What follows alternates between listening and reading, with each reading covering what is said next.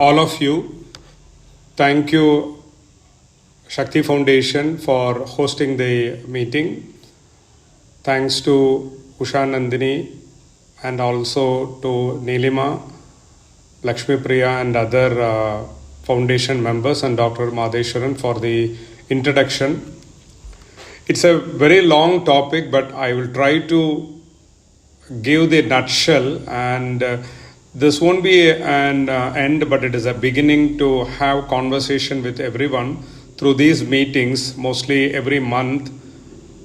And whatever doubts you have over time, we will be helping you.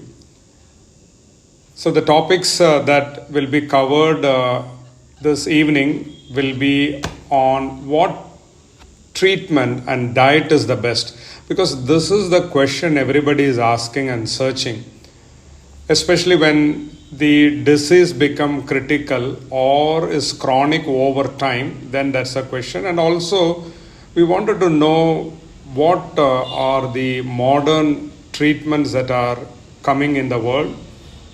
Everybody thinks that if we go to US or Europe for treatment, it will be better. But we also understand that many people are coming to our India also for treatment. So what is the best? And the third is the most important topic on gut microbiota, because completely the world's research, especially medical field, is changing towards this aspect. These three will be addressed today. So now again with the diet, when we fall sick or we want to maintain good health, we often ask which are the best medical or diet systems we can follow.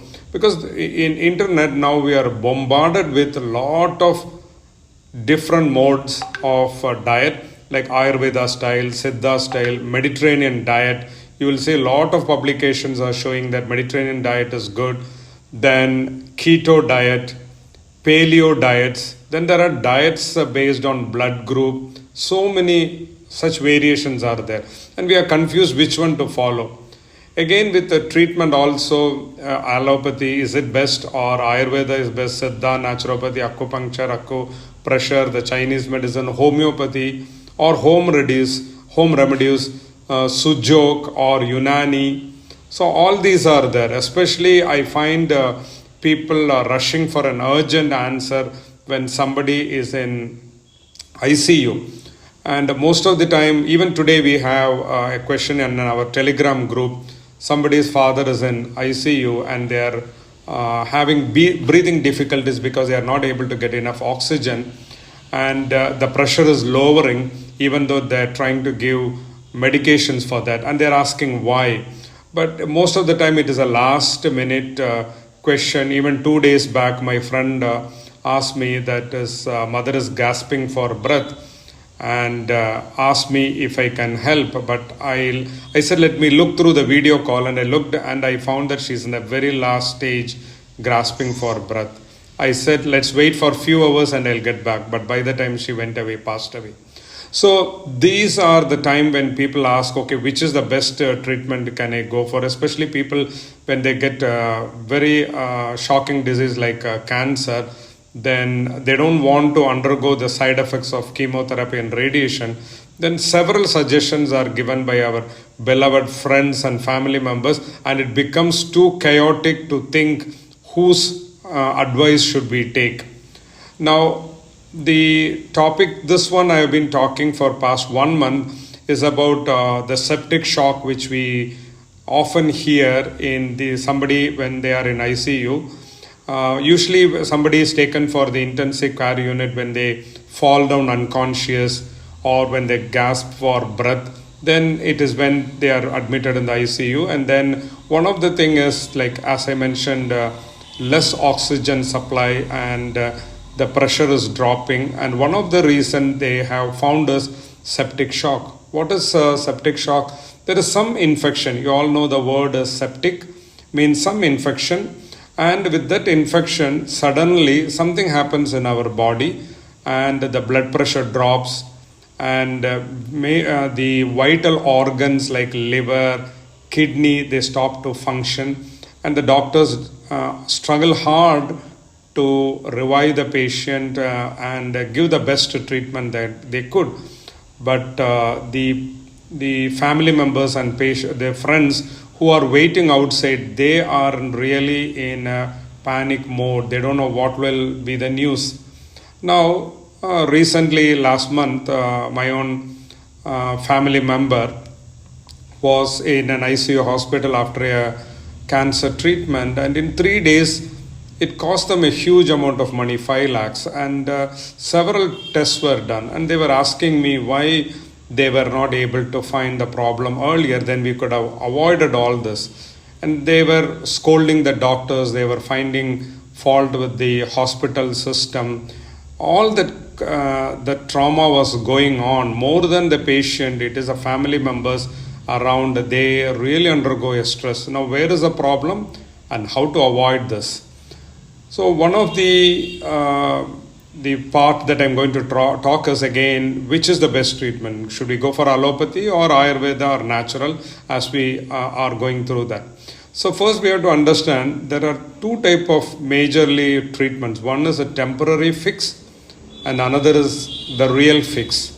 What is temporary fix? It is very, very important. Something like a first aid, or for the time being for the body to fix the real problem. So first thing is something to relieve from danger. Suddenly if somebody is in an accident and we have to do a temporary fix, we have to give them blood or pain relief medication, or somebody who is in chronic pain because of some reason, then definitely pain medication has to be given. We cannot say, oh, we have to take something natural. At the time, the patient has to be given first comfort. And that's why in unified treatment that we have been giving for all these years, we don't look at what type of treatment. We first ask the patient, what do you want immediately for relief? And if it is pain relief they want, we advise them to take allopathic medication. That's not a problem. If there is a digestive aid, then we have to give that. If the person has chronic constipation, we suggest them to do something that is immediate temporarily, but you cannot do it for long time. That's where the whole problem is now in the society.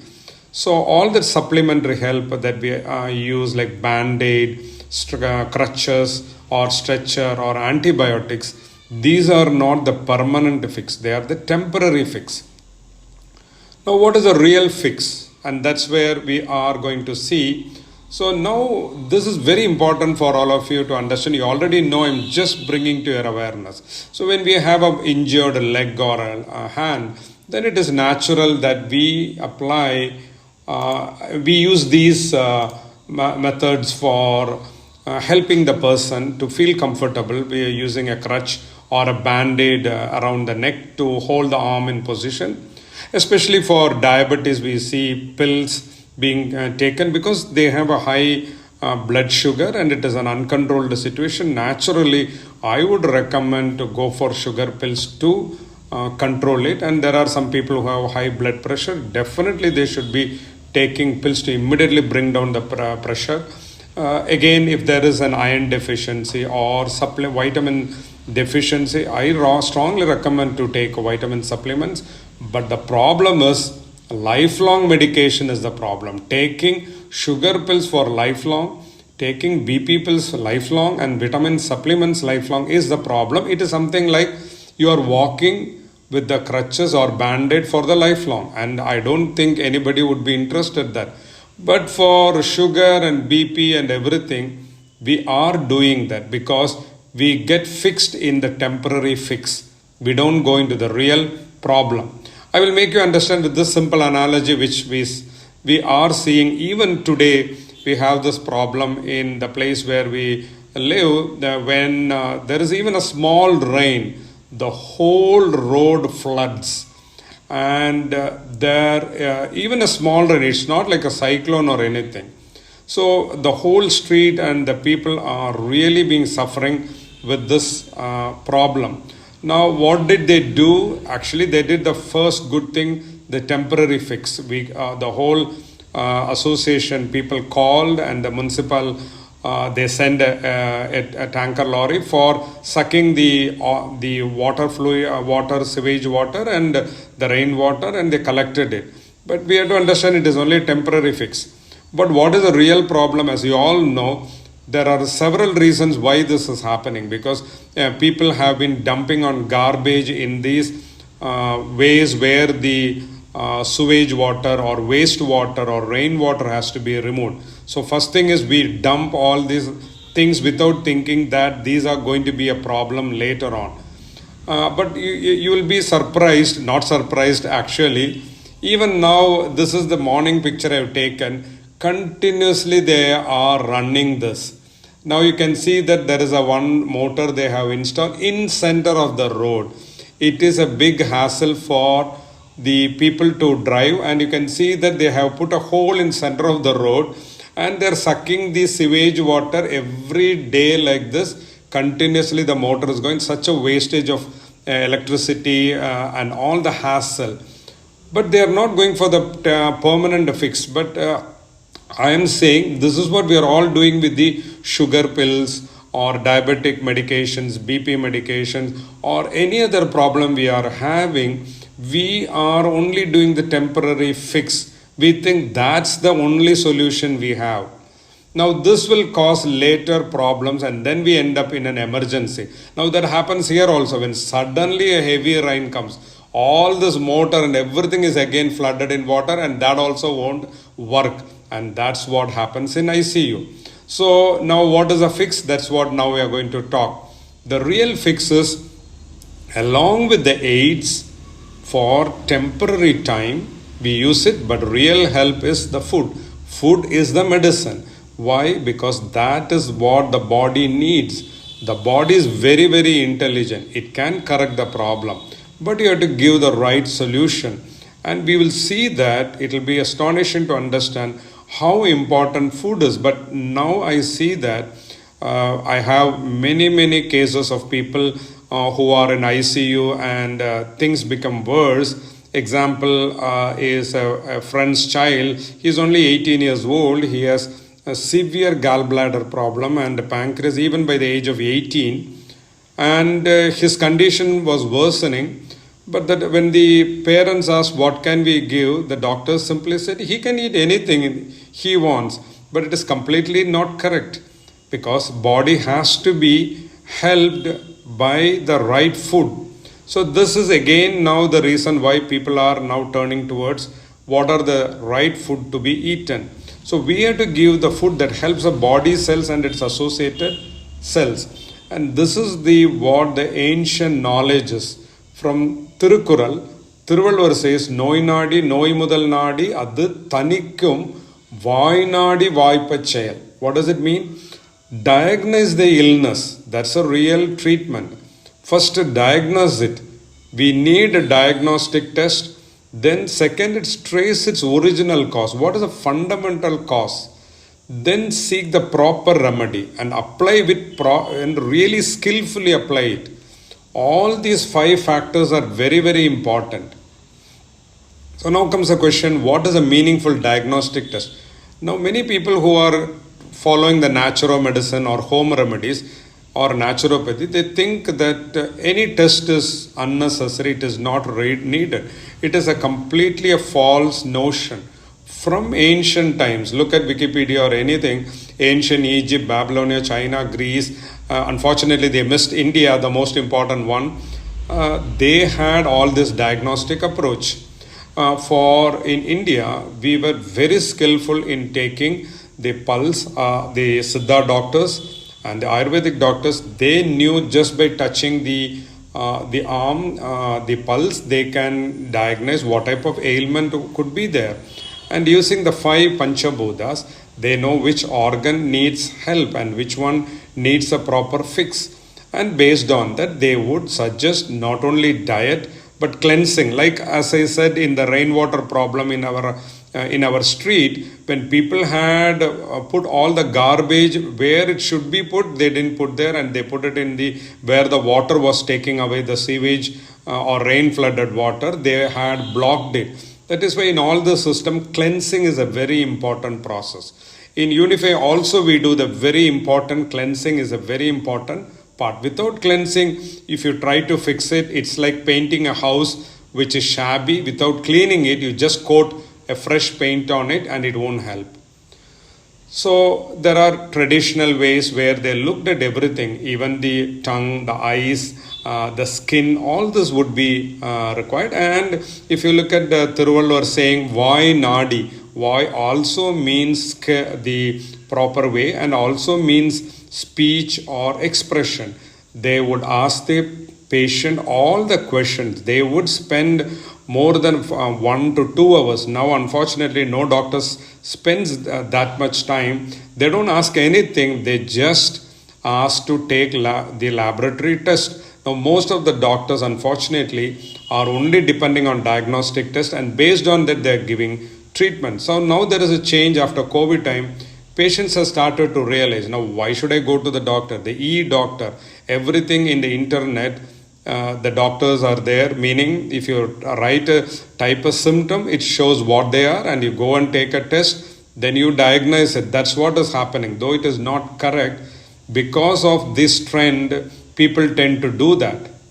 Now, all these are different things that we are supposed to do that traditionally. I remember even an allopathic doctor would do the same thing. An Ayurveda doctor, when I was young, used to do the same thing. Even my own mother, who has only an education till 3rd standard, she would look at all this. She would touch the cheek side and touch and say, if there is nodules or swollen, she would say that there is near.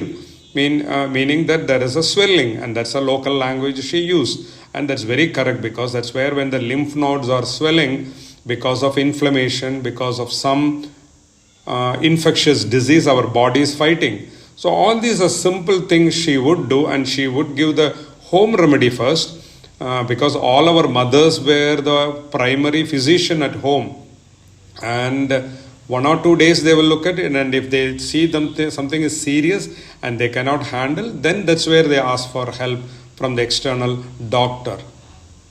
Now, there are several things they would look at it. I'm not going to details. Everything they will ask. I remember the first question the Ayurvedic doctor or even my mom will ask me is if the stools are normal, do I have constipation? Is the urine going in a burning sensation? If it is an yellow color, she will ask to collect in a coconut shell, and she will put some rice in that, cooked rice, and see if the color of the rice is stained with yellow color or not. So these are simple things we were doing it. So coming to the next aid is the real medicine is food as medicine. Even an allopathic doctor, when they study medicine, they would read this what Hippocrates or somebody have quoted, that food is medicine. Even in Siddhanta Ayurveda, that is the first mantra they chant, that food is the medicine that fixes it, because that's the permanent solution. And now there are several tests being done, but we are all very short-sighted. We only test what doctors say, okay, iron testing, vitamin D testing, vitamin B12, and thus is that alone enough? Not really, because things have changed. So apart from the pills, we should do food, exercise, and also reduce stress. All this part of the ancient Ayurveda and Siddha, as well as today's unified medicine, we also use this same modus. Now coming to micronutrients, now more testing are done on these micronutrients as well. But the question is, are these enough? No, is what we are seeing, and that's what I'm going to address in the next thing. In the latest trend in research that your doctor even may not know. That's the difference between US and in India. Living there, almost half my life there and half my life in India, I see that most of the hospitals, not everywhere, some of the best hospitals treatment that are available in US are always connected to some research institutes, because it's only through research they know very well. Unfortunately, here mostly hospitals are completely alienated from research, and they don't know what is the latest trend. They only depend on the medical reps or the companies who come often and visit them showing their products. Nothing else. They don't educate themselves or keep the latest trend. But the lab that we have started in Chennai, before that I will again say that what I'm talking is all with the proof. It is not my opinion that I'm talking. This is the latest British Journal of Cancer publication this last year. They had written an article, The Gut Microbiome, What the Oncologist Ought to Know. You know, oncologist is the doctor who treats the cancer. Even in Western world, they are telling that the doctors, the cancer treating doctors should know all these things.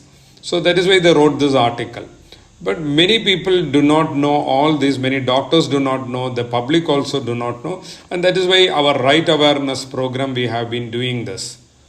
So at AMMAGENOMICS in 2019 in Phoenix, Arizona, we started this sole mission of doing the diagnosis to help the people, and fortunately or unfortunately due to COVID reasons we were not able to start there. We started the branch in Chennai in November 2020, and we started with COVID testing.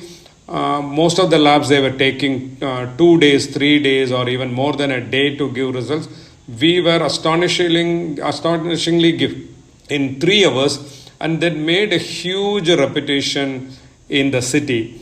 Even from outside the cities, we used to get calls to see whether we can help them to get quick results, because now time is very, very important. So we, after the COVID, we also started doing polyphenols, antioxidants, MDA. These are been in research for more than 30 years. But very, very sad to see that these have been never been bought into the public domain for helping the people. We are very happy that through AMMAGENOMICS, we are able to bring these tests to the public, and it is making a huge difference to people who have been taking this, because they can easily find out whether the real fix, the food is medicine. Does the food has medicinal properties, and that's what total polyphenols will tell. Does the food have enough antioxidants that can protect our body from infectious disease and cancer and everything? Do we is our body heavily damaged, or what is the level of damage in our body that we have caused eating bad food, having wrong lifestyle? And that's where MDA will tell, melon dialdehyde test. Apart from that, PCR based test on mitochondria, which is the most energy deriving cell in our body. And we also test for microbiome dysbiosis. With our patent pending technology, we have brought all this in a very fast manner with our accurate results. Now coming back to our topic, dysbiosis and gut microbiota and healthy microbiota. Now, what is dysbiosis and what is this microbiota? Now we have to understand that we are not eating just for our human body. There are people who are working in our human body, which we call as Nunnuyer or the microbiota. It includes trillions of bacteria, fungi and virus, which you will be shocked to know that they all live in our body and make use and help our body to be healthy. But when there are good bacteria, good viruses in our body, then why does viruses from outside like COVID, TB, all this comes, and what happens in septic shock? Why does or what are the reasons why suddenly we get septic shock? All this is involves this phenomenon in our body called inflammatory response. So when we have an infection in our body or sepsis, our body immediately does an inflammatory response. And that's why you know that you are familiar now with this term, because after COVID, in COVID also you will know some people were suddenly dying because they had huge inflammatory problems, and they were not able to breathe, their lungs got damaged, and several organs got damaged, and they were not able to be saved, and they died quickly. Now, why does this happen to some people and not everybody? It is again the same old proverb, like to kill a rat instead of keeping a trap, we are burning the house. The same way, our body, instead of targeting the infectious microorganism, whether it is a virus or a bacteria or a cancer cell, it made a huge response, and instead of trapping the rat, if we throw petrol or kerosene on the house and we set fire, then the whole thing is burning. The same way, we are damaging our body.